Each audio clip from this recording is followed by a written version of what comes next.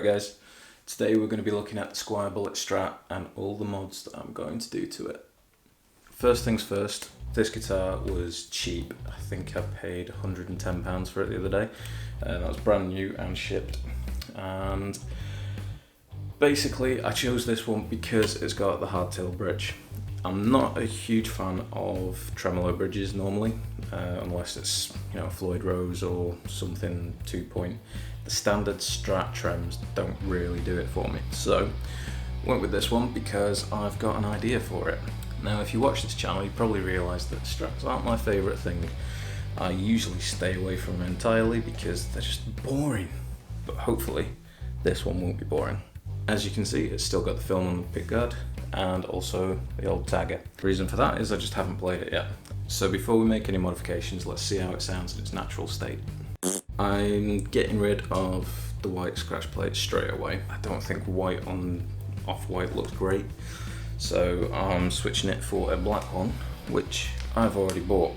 And I've bought this with no pickup holes cut in it because every single one that had the pickup holes in it also had the knob hole pre-cut, which was just too close to the strings for my liking. That's another reason I don't like Strats, because look at that placement. That's just a terrible design. Now it's alright obviously if you're used to doing like swells with your little finger or something, but that's not me. I usually just open it up and play. I don't fuck about. I'm planning to do single humbucker with a single volume knob, and the pickup that I'm planning on putting in it is possibly a passive EMG. I'm thinking of going for a synthetic white to match the body so that you've got a bit more of the contrast once that black scratch plate's on. Now I'm torn between changing out the hardware because as it stands it's usable. There's nothing wrong with the hardware that comes on the bullets. Some people complain about tuning stability, but it's not really been too much of an issue for me with the ones I've played. In fact, obviously I've got this bullet here, and I've also got another version of the Mustang upstairs. Bullets are great, really cheap, and once you've done a little bit of work on them, they're fantastic to play. So yeah, I was thinking of swapping out the hardware for black. As you know, I'm a big fan of bullets. I think for the price point, they're really good little guitars. The necks are comfortable, they feel pretty good, they're light, and they're fantastic modding platforms, which, let's face it, is the only thing I want to do to guitars other than play them. One of the things I really like about this is there's no backplate because there's no tremolo, hence no springs, no cavity. The rumour is that these sustain better, but to be honest, the sort of music I play, sustain isn't really at the top of my list of priorities. As long as it plays and I can belt out some dirty chords with it, that's all that matters. There's been a lot of speculation on the Indian Laurel fretboard, which basically feels pretty much exactly like rosewood. It's not quite as luxurious, but once you oil it, it feels great, it feels fine. You don't even notice it, and it looks the same, so don't whinge about it. I would prefer it if it had slightly more prominent fret markers. I think they're a little bit dull. I think they'd look better if they were as bright as the rest of the body. You should probably be aware that out of the box, this plays like a bag of turds. It's got some sort of glue on the neck. I've scraped most of it off. Have a listen to this. Frets aren't supposed to sound like that.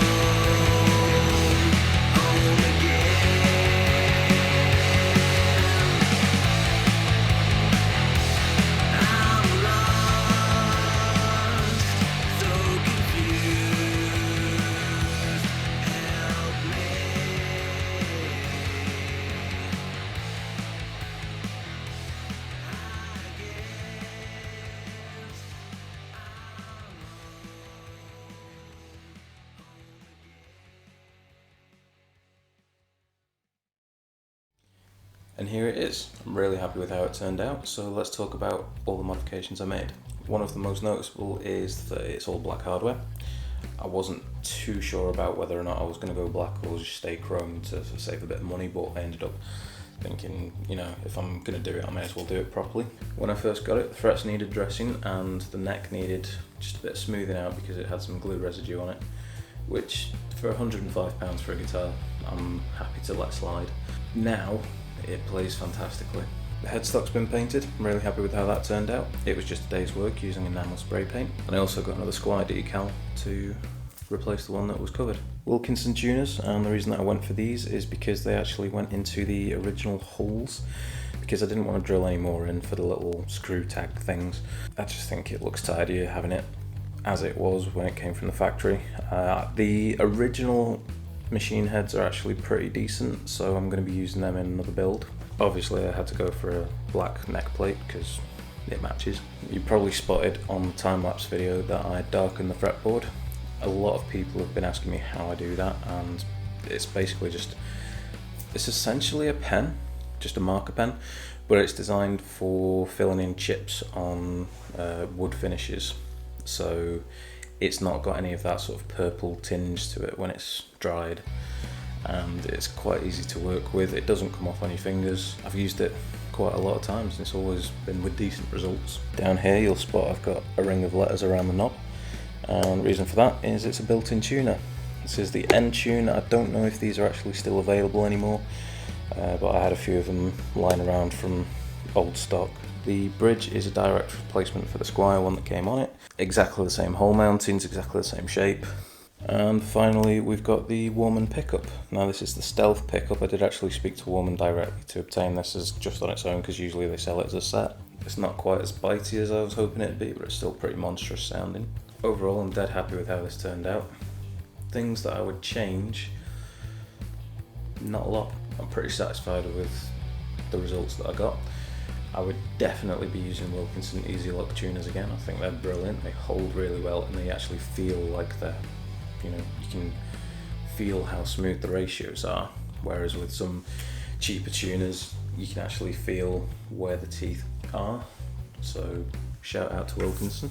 I also highly recommend Warman pickups because their customer service is excellent and they're also fantastic value for money. The prices are ridiculously low on Warman pickups. As I said at the beginning of the video, I'm not a huge fan of Strats, but I'm a huge fan of this one now. So, as usual, let me know what you think. Thanks for watching.